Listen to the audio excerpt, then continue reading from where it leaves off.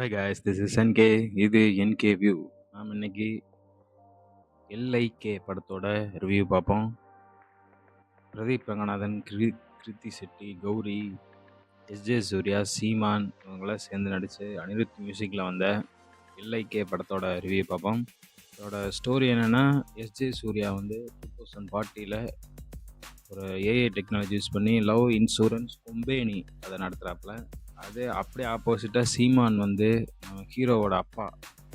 அவர் வந்து ஒரு rehab centre வச்சு நடத்துகிறாரு. இந்த மாதிரி ஃபோன்னால் பாதிக்கப்பட்டு நிறைய இல்லீகல் இதெல்லாம் அட்வர்டைஸ்மெண்ட் பண்ணி இன்ஃப்ளூயன்ஸில் எல்லாத்தையும் வந்து ஒரு ரீஹேப் சென்டர் கொடுத்து ரியாலிட்டி லைஃப்குள்ளே வந்து அவர் வந்து ரீஹேப் சென்டர் வச்சு மனுஷங்களே மனுஷனாக மாத்திர ஒரு இது நடக்குது. ஃபர்ஸ்ட் ஆஃப் பார்த்தோம்னா ரொம்பவே ஃபுல் போரிங்காக, ஒரு எந்த ஒரு எக்ஸைட்மெண்ட் சீனுமே இல்லாமல் ரொம்ப ஒரு இதாக போயிட்டு இருந்துச்சு. ரொம்ப எல்லாருமே ஆடியன்ஸ் மொத்தமாக தூங்குற ஸ்டேஜுக்கு போயிட்டாங்க.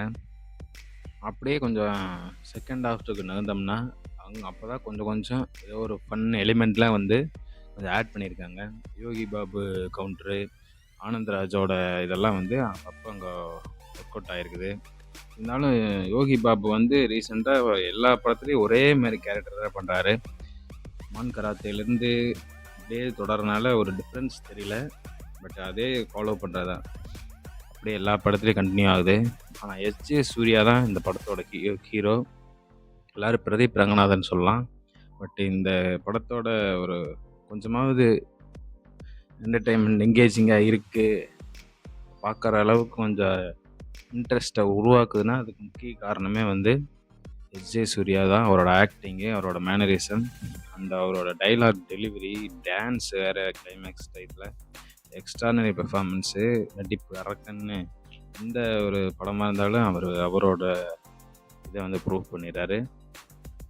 ஸோ கிளைமேக்ஸ் வந்து கொஞ்சம் நல்லாவே எழுதியிருக்காங்க, கொஞ்சம் ஃபன்னாகவே போச்சு. அதேமாதிரி சீமான் அவரோட பெர்ஃபார்மன்ஸ் வந்து நான் ஓகேஸாக இருந்துச்சு. எஸ்பெஷலி இந்த எமோஷ்னல் சீன்லாம் வந்து ரொம்பவே நல்லா பண்ணியிருந்தார். மற்றதெல்லாம் வந்து கொஞ்சம் ஈஸியாகவே இருந்தாலும் அந்த எமோஷ்னல் சீன்லாம் ரொம்பவே நல்லா பண்ணியிருந்தார்.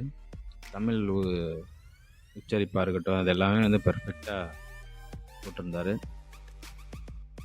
அதே மாதிரி இந்த படத்தில் நிறைய ரோபோ வந்து இதில் படத்தில் காமிச்சிருக்காங்க.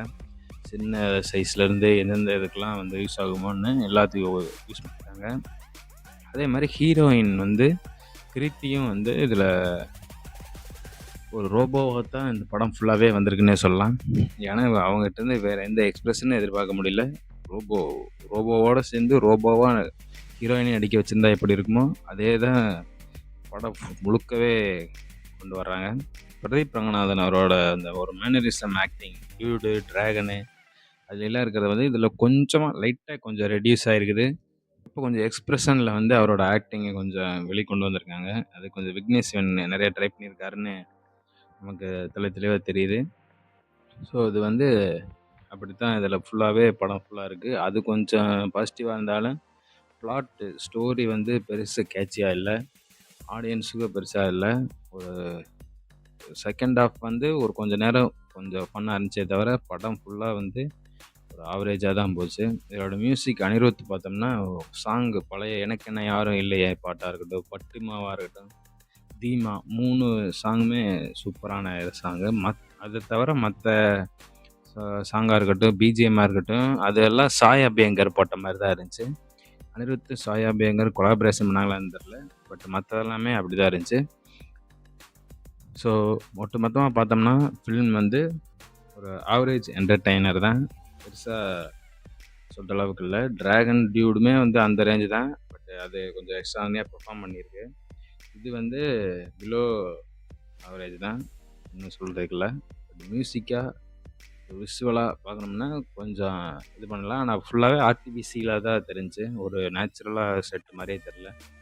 ஃபுல்லாகவே ஏஐ வச்சுருந்தனால எல்லாமே ஏஐ யூஸ் பண்ணியிருக்காங்களான்னு தெரில, பட் எல்லாமே அப்படி தான் நமக்கே தெரியுது.